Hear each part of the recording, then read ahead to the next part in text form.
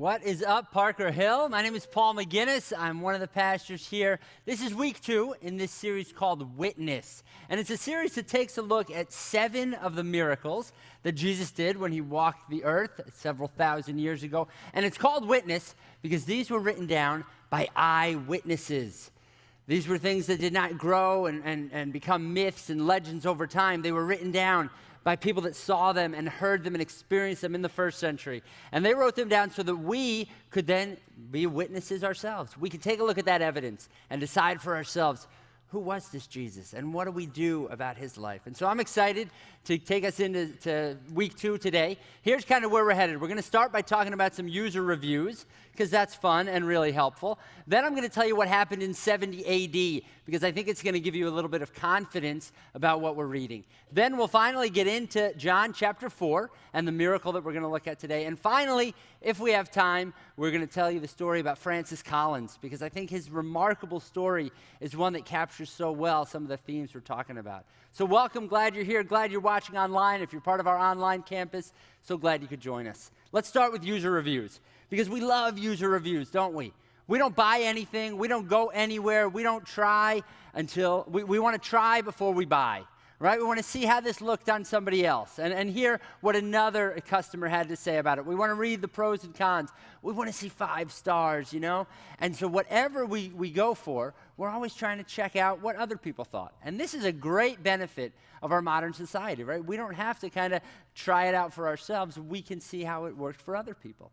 So in case you're thinking of buying a few things, I went and found some of my favorite user reviews on our favorite internet website, Amazon.com. So in case, now that we're getting into some warmer weather, you're probably looking for a t-shirt.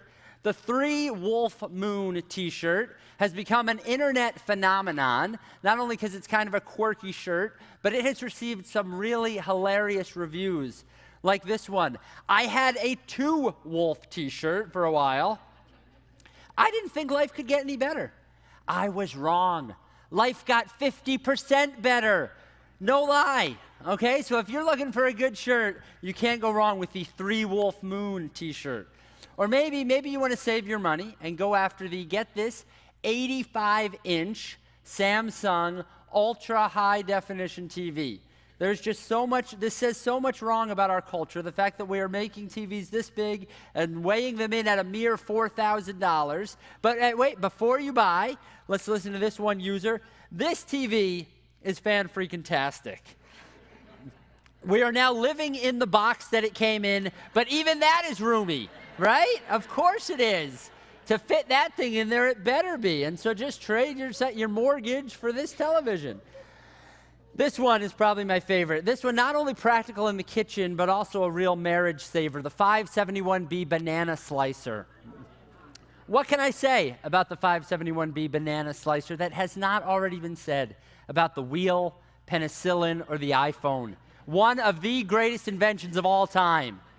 My husband and I, we used to argue constantly over who had to cut the day's banana slices. It's just one of those chores that no one wants to do. You know the old, I spent the entire day rearing our children. Maybe you could pitch in and cut these bananas. And of course, you think I have the energy to slave over these bananas? I worked a 12-hour shift just to come home to this. These are the things that can really destroy a marriage. I knew we had to make a change, and that's when I found the 571B banana slicer. Our marriage has never been healthier. Thank you, 571B banana slicer. Right? Where would we be without reviews like this? As hilarious, as extreme as these examples are, they remind us that anything out there has got a user review. And even this platform of user reviews has become a stage for comedy.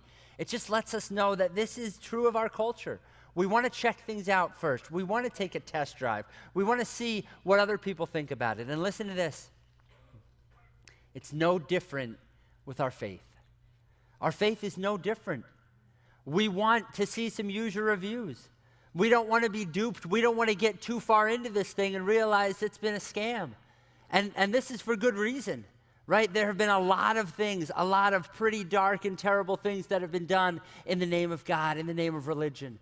And so as a culture, we're skeptical. We're critical, we're a little jaded, and so we want the hope and the peace and the promise that a life of faith offers, but we want to we're cautious first. We want to see for ourselves. We want to check it out, and that is a good thing. That's a good thing. That was Jesus' idea. Jesus himself said, come and see. Come and see for yourself. Come and just check it out, right? Just watch, just listen, just learn, and then make a decision for yourself. In other words, it's okay. When it comes to faith, it is okay to walk by sight before we walk by faith, right? The early part of our faith journey, it's okay to walk by sight before we walk by faith. That is exactly what John had in mind when he wrote his account. John was one of Jesus' best friends. John was there in the first century, and he saw with his own eyes. He heard with his own ears. He experienced. He was a primary source, firsthand encounters with Jesus of Nazareth. And he wrote that stuff down for us so that we could now explore the evidence. And he told us exactly why he was writing it down. Think of this as John's user review. John chapter 20, verse 30, Jesus performed many other signs in the presence of his disciples, which are not recorded in this book. But these are written so that you may believe that Jesus is the Messiah, the Son of God, and that by believing you might have life in his name. John says, I've tried it for myself, and here's what I've found. And I hope and I pray that you will do the same. And that's my hope and prayer too. And that's why we're moving through these miracles in John's gospel, so that we can decide for ourselves who Jesus is and what we should do with him.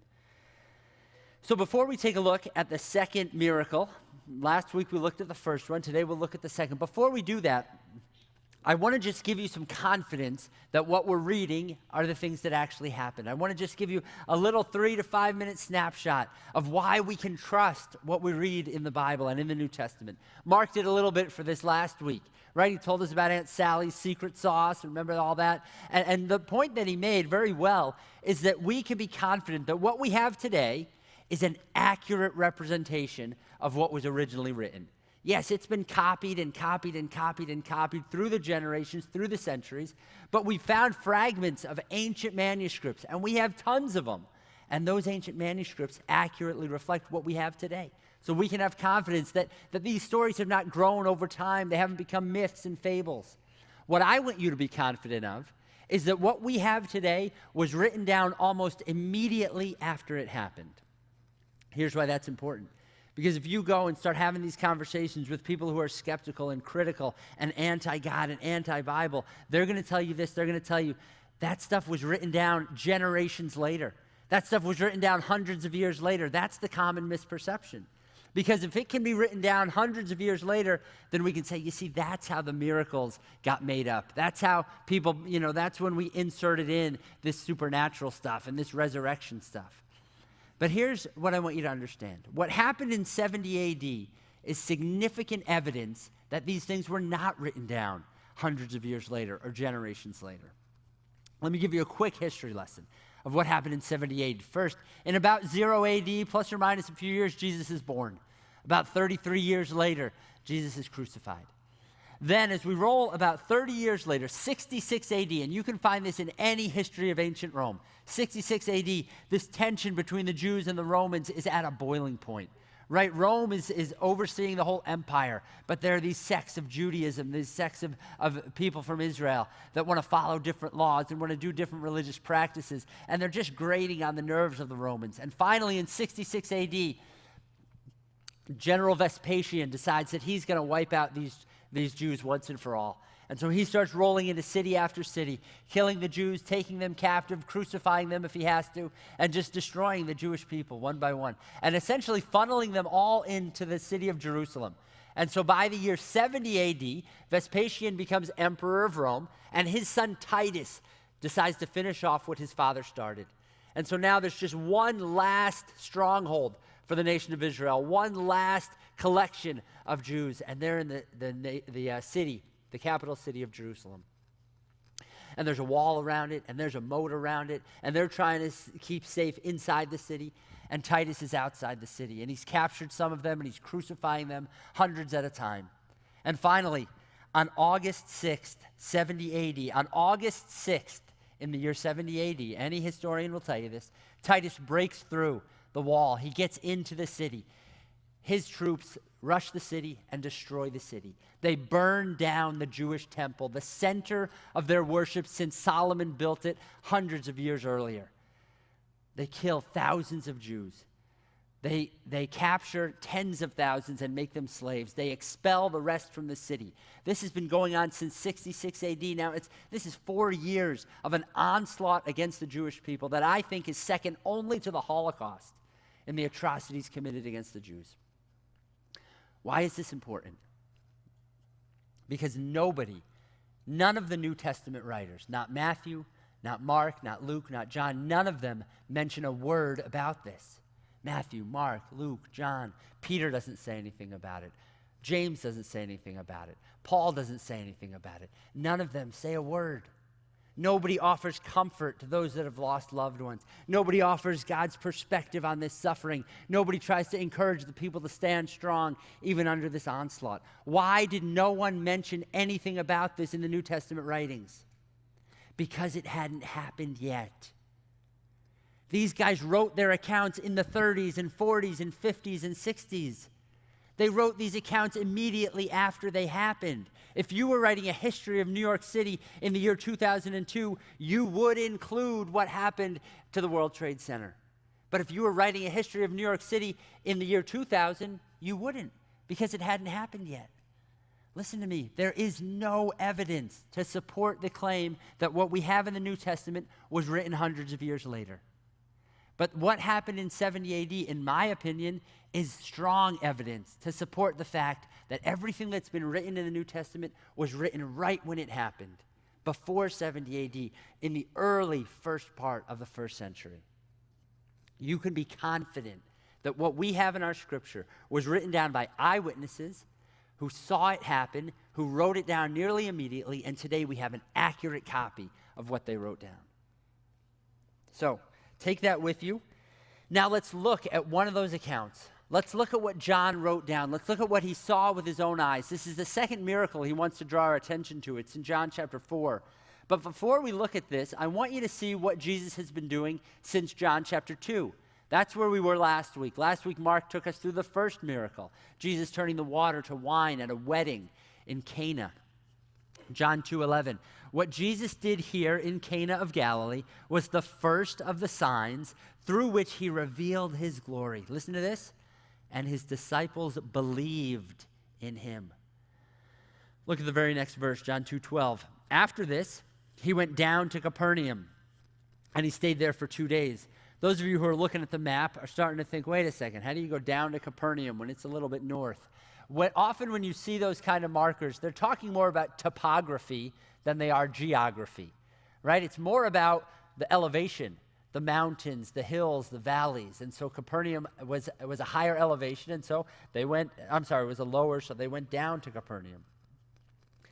Verse 13 of chapter 2.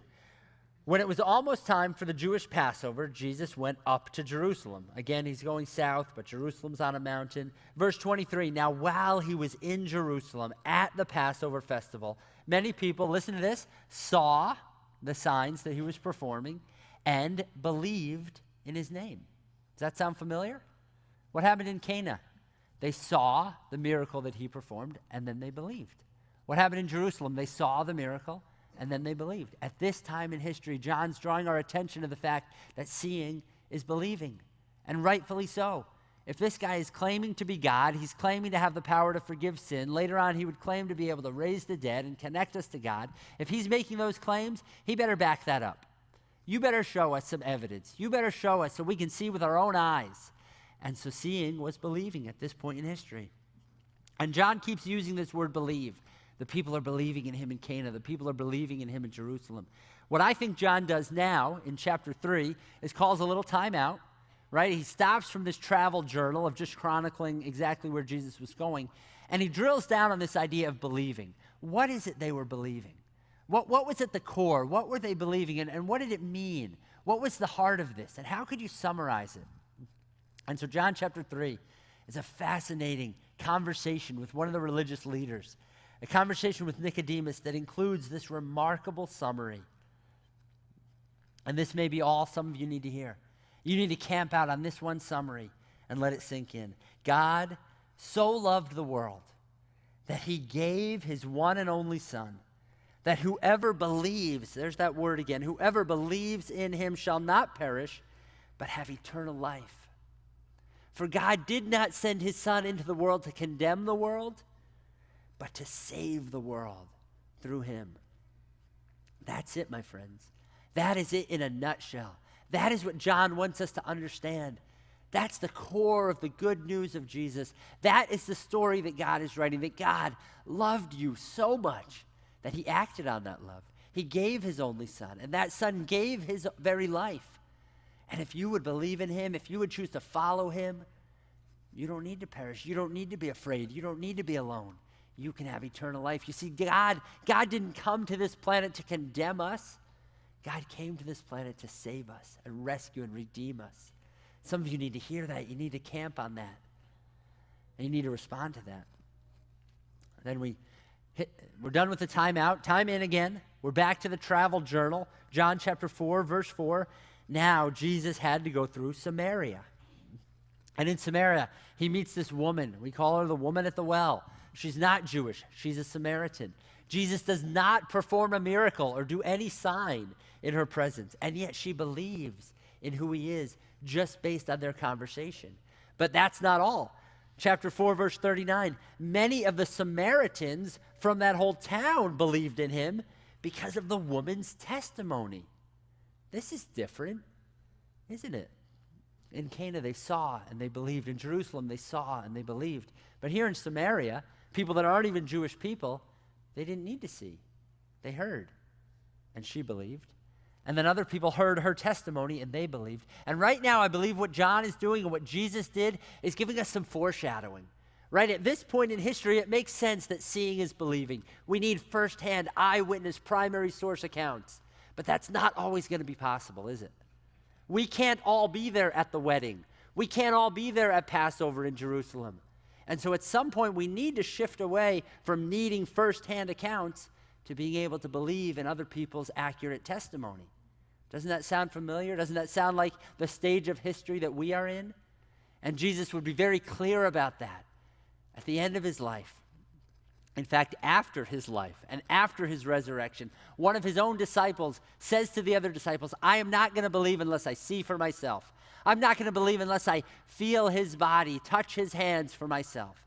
And Jesus obliges him. And then Jesus says to Thomas in John 20:29, Jesus told him, because you have seen, you have believed.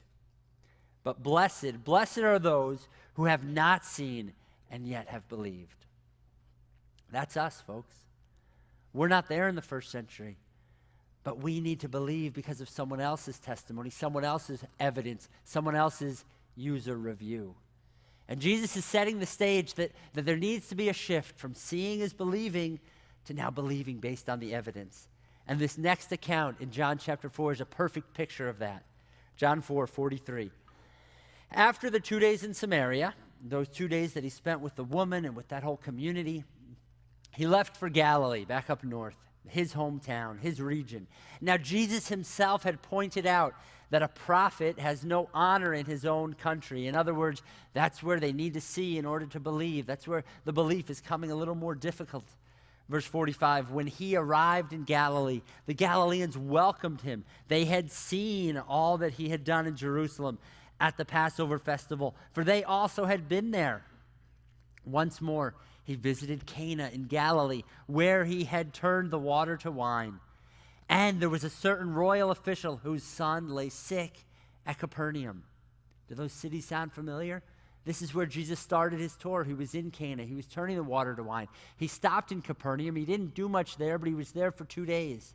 And now one of the officials from that town has come down to meet him in Cana. Here's what I want you to see, because some of you need to hear this. The first sign, the first miracle was where? It was in Cana. It was at a wedding. It was at a joyous occasion, a celebration. Jesus is a wedding kind of guy.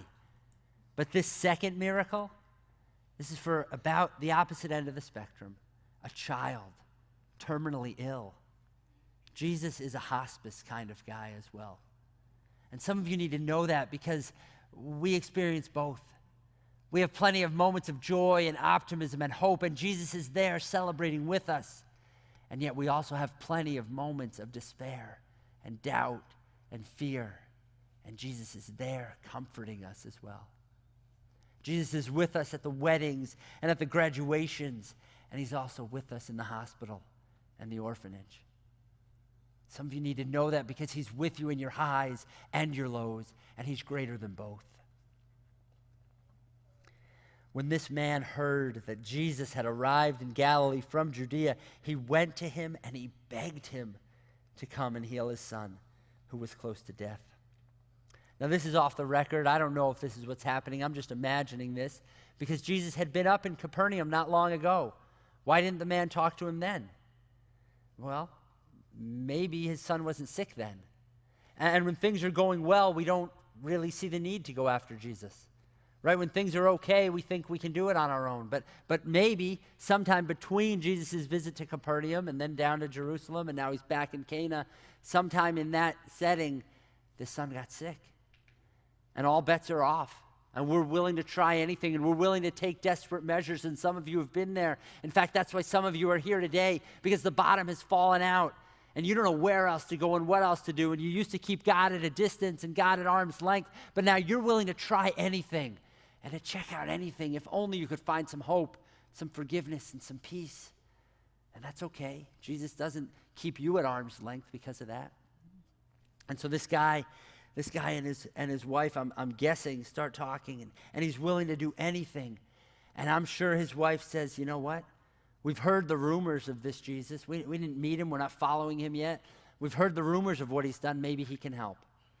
And the husband's hesitant to leave, but his wife says, you go to Cana, you get that man, and you bring him back here.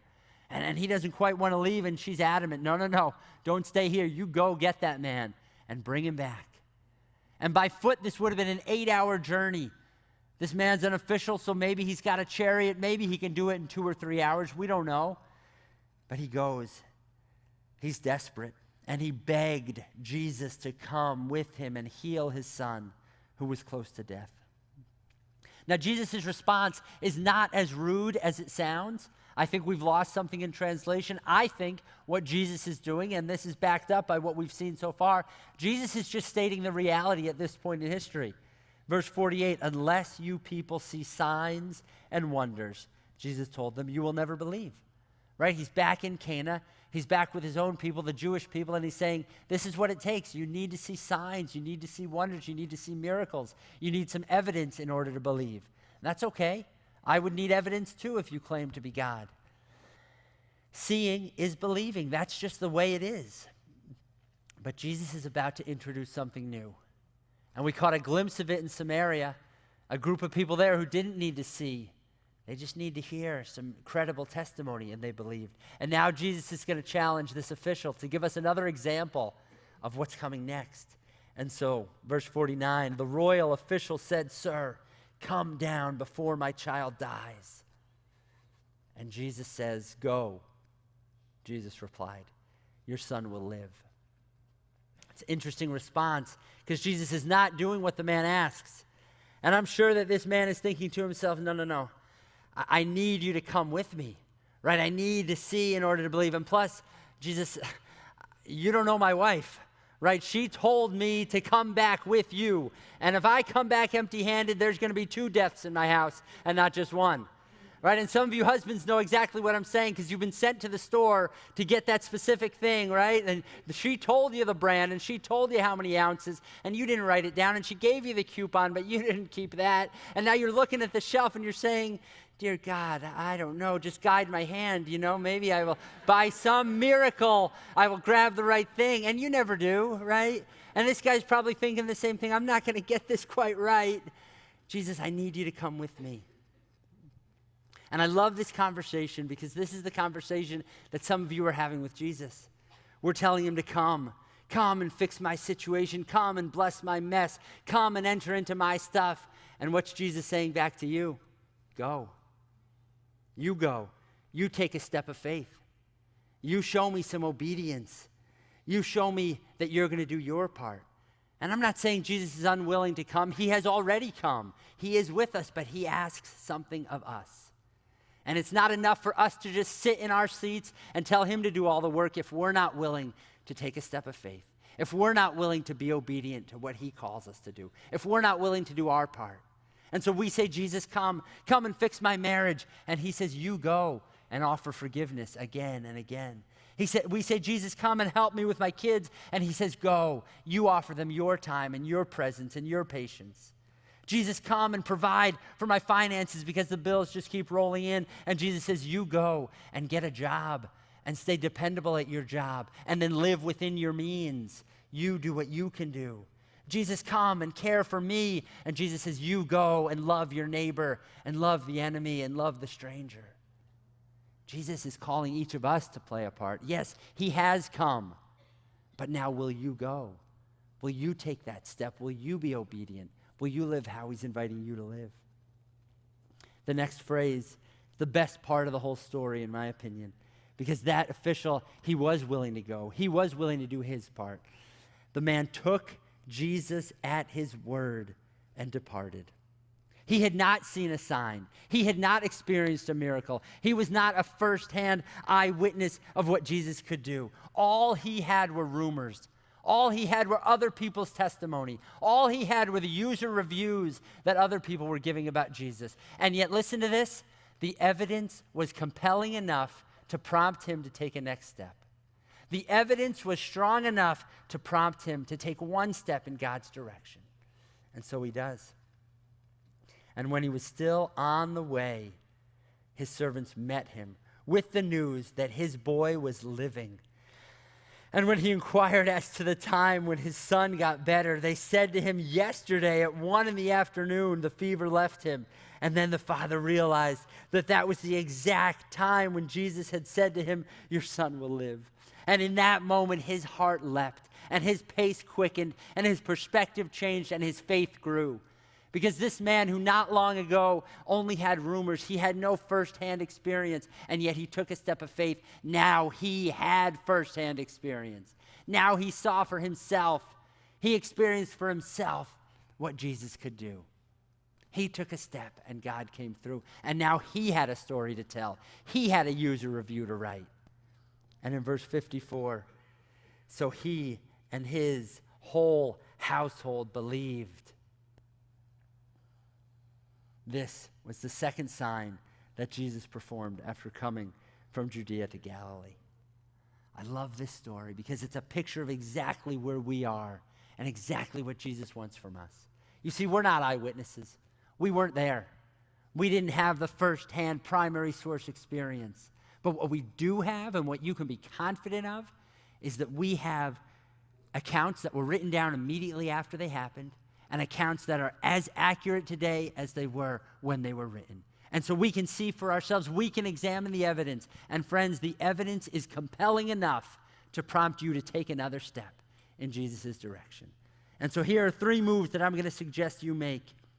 The first is to explore the evidence and then take a step and then leave a review. Explore the evidence. See for yourself. You owe it to yourself.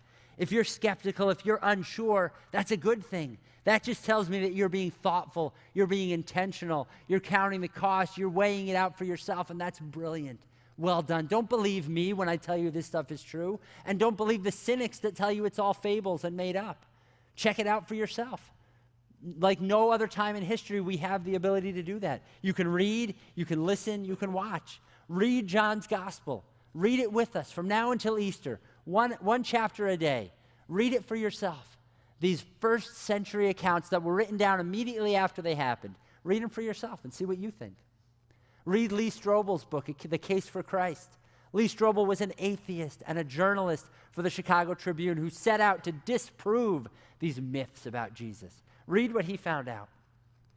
Listen to one of my new favorite podcasts, Undeceptions. It's by a man named John Dixon, a great Australian academic and thinker. Fantastic stuff. Or watch the documentary that Mark mentioned last week, Fragments of Truth. You owe it to yourself to explore the evidence, to find out for yourself where it leads. But then you need to take a step.